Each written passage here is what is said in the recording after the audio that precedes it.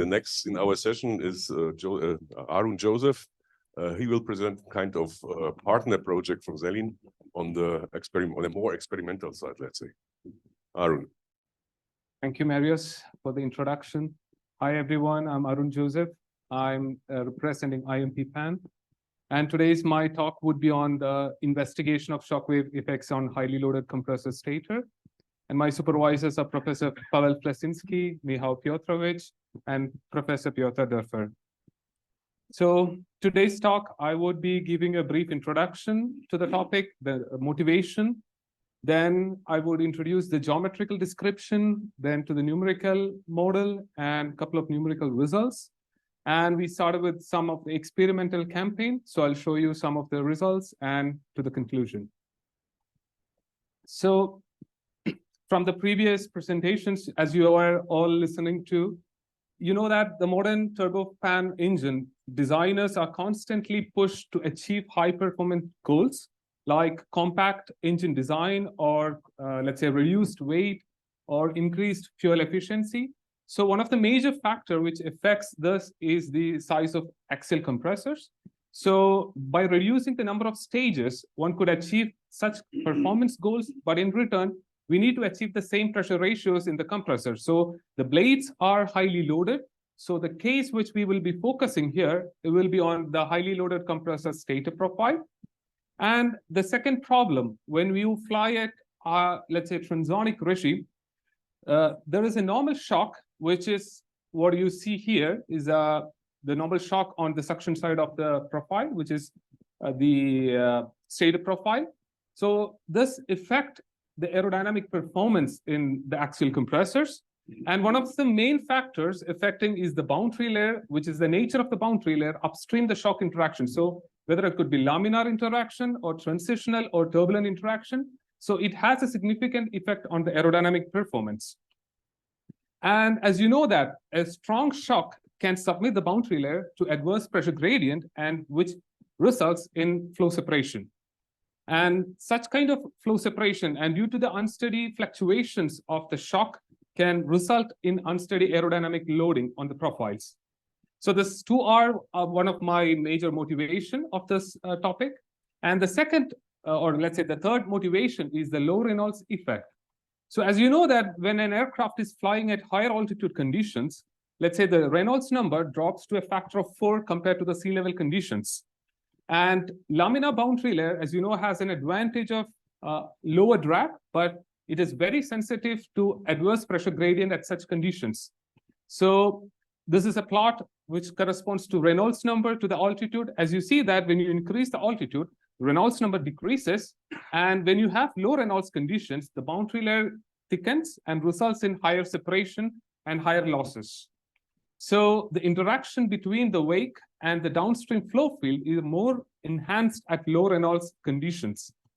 So such kind of flow, complex flow phenomena like tip flow leakage or boundary layers separation exhibits more unsteadiness at low Reynolds conditions. So this is something which has been investigated since long time, and we still try to understand how we can improve the aerodynamic performance, especially at low Reynolds conditions.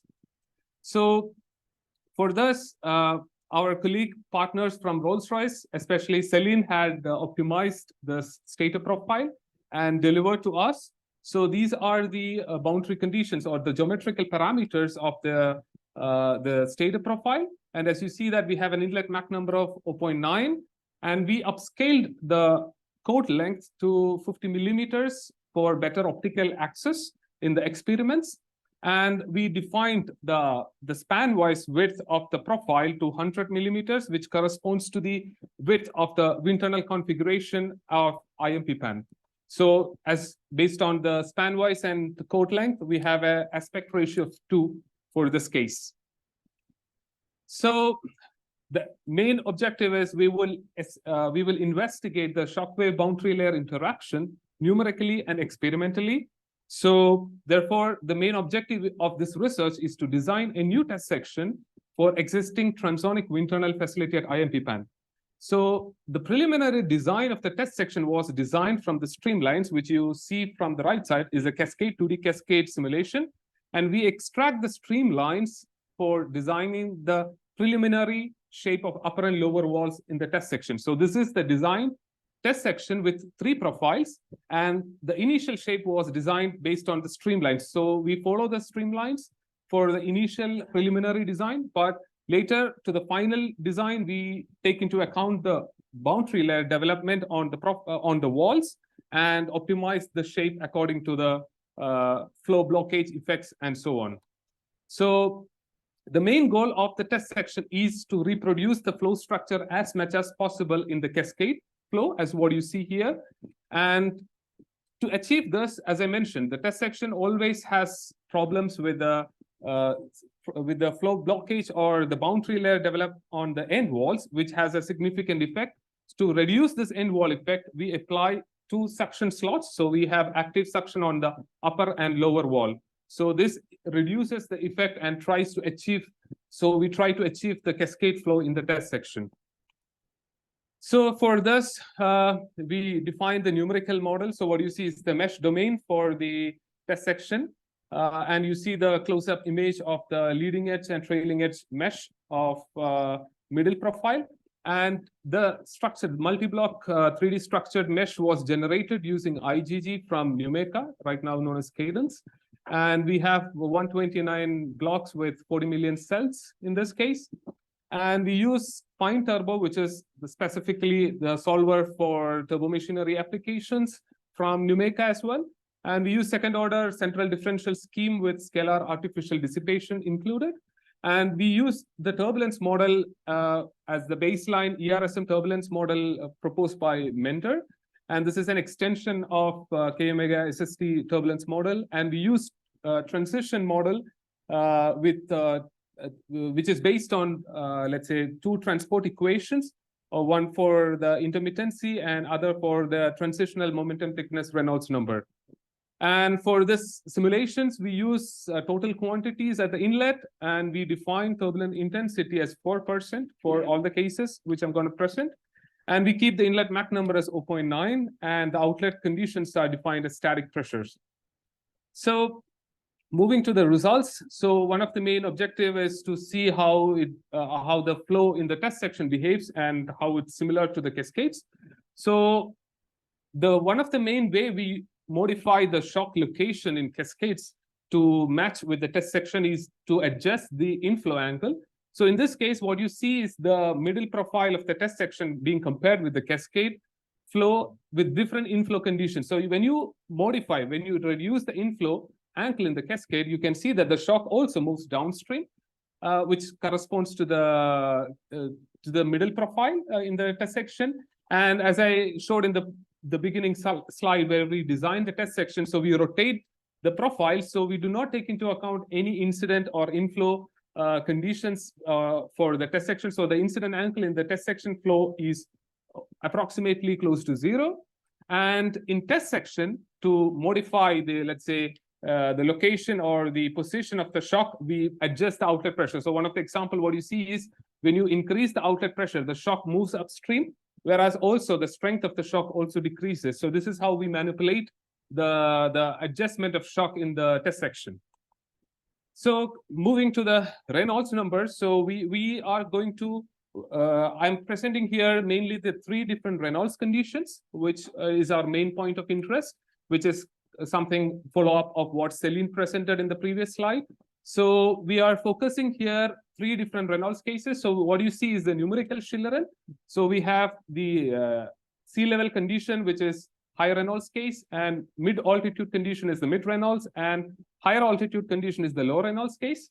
And as you see that, we can see the normal shock is generated on the suction side of the profile. This is the middle profile in the test section. You can see that also onto the leading edge of the pressure side, we have also the normal shock. And the normal shock strength is more pronounced at higher Reynolds cases. And when you see from the Reynolds perspective, when you reduce the Reynolds number, the strength of the shock also decreases. And the compression waves are, let's say, more pronounced when you reduce the Reynolds number. So you can see towards to the low Reynolds, you have much larger propagation of compression waves upstream.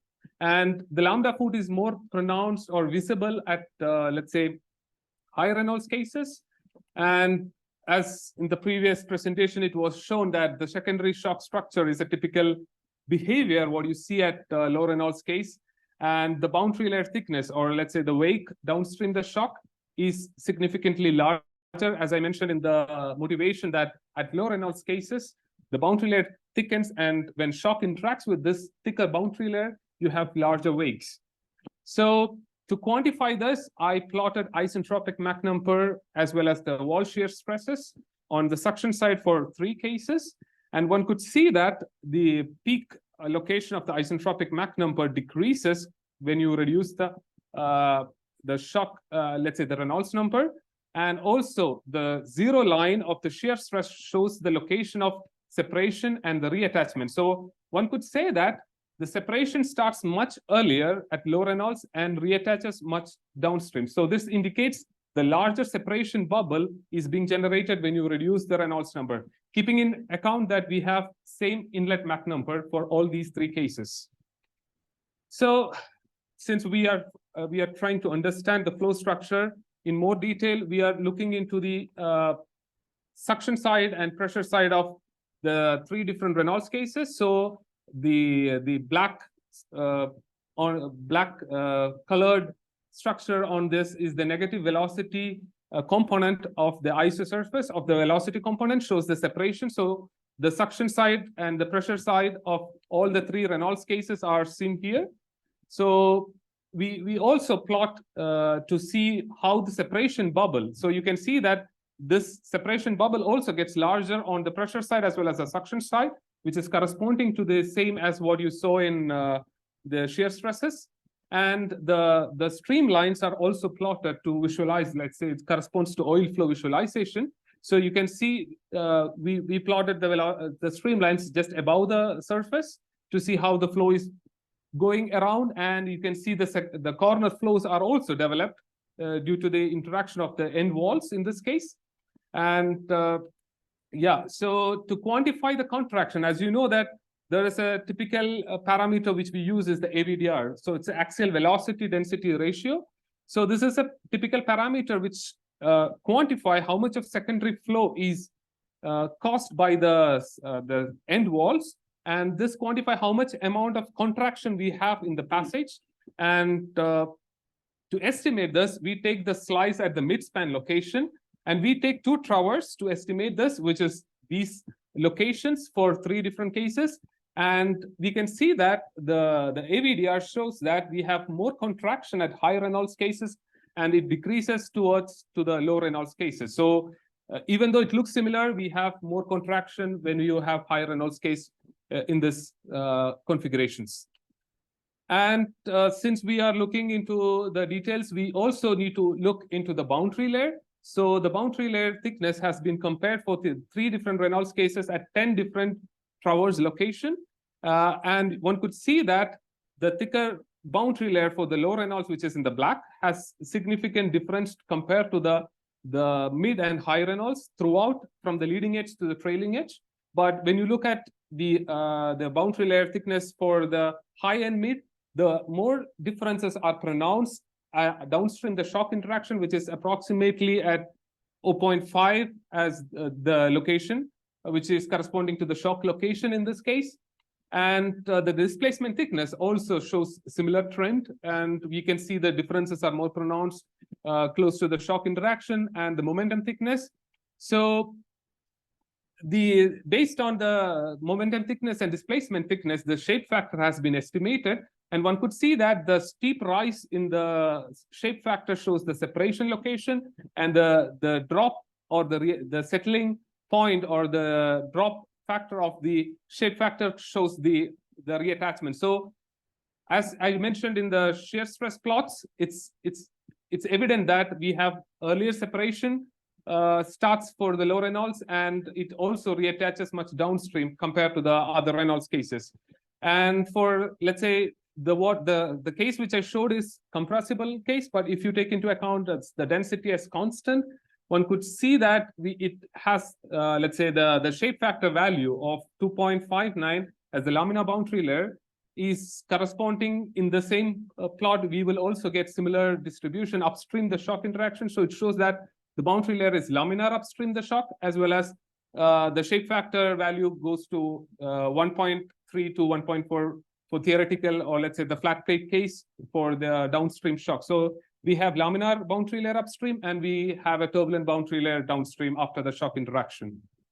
And moving to the wake, so to compare the aerodynamic performance, we need to see how much the wake is, let's say the losses are also translated in the wake. So we take two towers location, one is at 5% downstream. So one could see that the same boundary layer trend is followed downstream as well as in the wake. So we have more thicker wake, which translates to higher losses. And even further, let's say even further downstream, we take another traverse to see how the thickness behaves, or does it have any difference? And it also translates the similar trend. So laminar SBLI results in large separation when the Reynolds number is decreased. So the separation is larger when you reduce the Reynolds number. And the larger wake in low Reynolds case translates to higher losses. And let's say the laminar separation is less pronounced at the other two Reynolds cases, the mid and high, and they have very less impact on the losses level compared to the low Reynolds cases. So this is the, let's say the conclusion of the numerical study. And we move to the experimental part of the investigation. So we manufactured the test section, what was designed, and what you see is the test section, which is mounted at the transonic wind tunnel facility of IMP PAN. And you can see that we have the copper tubings, which corresponds to the suction. So we have end wall suction on the upper wall, and we also have end wall suction at the lower wall. And to take into account, this is a blowdown wind tunnel facility. So we have ambient conditions at the inlet, and we have a vacuum tank at the outlet. So we have some specific time to carry out the measurement campaign. And the profiles, so the middle profile is mounted to the plexiglass, what you see here, and the upper and lower profiles are mounted to the frame, so to the support. And our main focus is to see the flow structure on the middle profile suction side. So we do have pressure taps on the suction and pressure side of the middle profile. Also, we have pressure taps measurements on the upper profile pressure side and lower profile suction side. So we did some preliminary measurement campaign with the help of our team members, as Marcin, as well as Piotr Kaczynski. With their help, we did some measurements. So we only show for the high Reynolds case here. So this is the pressure measurements corresponding to the upper profile pressure side. We have also the measurements for the middle profile suction and pressure side, and also for the lower profile suction side. As you see that we have some kind of discrepancies between the location. We are still adjusting the final configuration of the test section to achieve as close as to the CFD. So we are in the process of adjusting the test section. So these are preliminary results. So one could see that very interesting aspect is that we can see a secondary shock structure is developed for downstream the main shock location. So this is interesting to us. So we did some oil flow visualization to see if to see how it behaves. And yeah, so this is we put the oil from the almost to the midspan location, and you can see that maybe once again I can show this. So you can see that we have the separation bubble being generated much downstream, which corresponds to the secondary shock structure. And we could also see we wanted to see how the secondary flows or the corner flows are, because we need to see whether we have symmetric behavior on both sides. So one could see that it's more or less symmetric. And also we have the separation second, let's say the shock, which corresponds to the separation location and the reattachment here. So this corresponds to this location of the secondary shock. And these are the preliminary measurements we did. And we would be looking into further adjustments and finalize the location of the shock and see more results in the future. So moving to the other part. So as I mentioned, we are investigating different Reynolds conditions. So we defined a new method for such kind of test section. So mostly the Reynolds investigations in experiments are carried out in closed loop wind tunnel, where you could control the inflow conditions. But we have a blowdown wind tunnel, so we introduce a new setup known as inlet valve with 3 sets of plates here. So you can see that one is sliding plate, which is exactly similar to the stationary plate, but only difference is we have slightly smaller height for, or let's say the length of the plate is slightly smaller so that you can slide it over the other plate. And we have a third plate, which is known as perforated plate with the holes. So how it works is we could move or slide the first plate so that you can control the opening of the slots and you can control the mass flow which is passing through it. So when you reduce the mass flow, it results in decrease in total pressure as well as the density. So with the reduction in total pressure, you could also achieve low Reynolds conditions in the test section.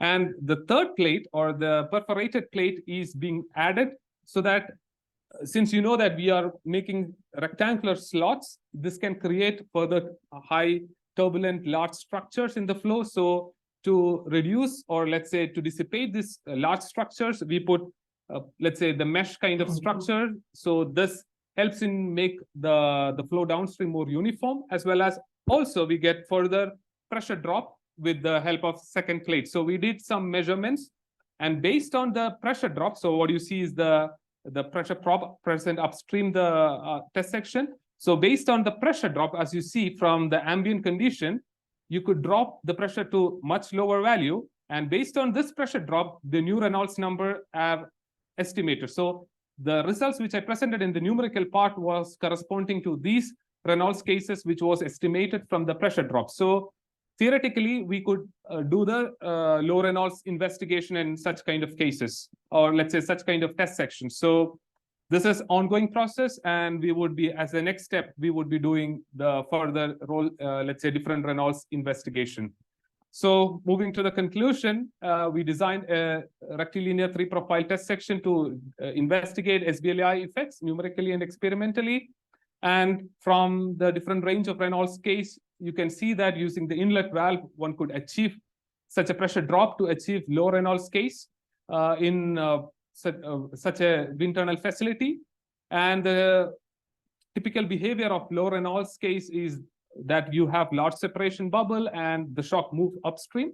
And the thicker boundary layer caused by low Reynolds effect can affect the wake, and which translates to higher losses. And yeah, so the laminar SBLI is not preferred for such kind of conditions. So we could think about any flow control methods to trip the boundary layer up at the location, or let's say slightly upstream the shock interaction, to avoid such large separation and increase the effect of losses. So you can reduce the effect or detrimental effect of low Reynolds. And as a next step, as I mentioned, so we would carry out further experiments and the measurement campaign for other Reynolds cases. So that's it from my side. Thank you.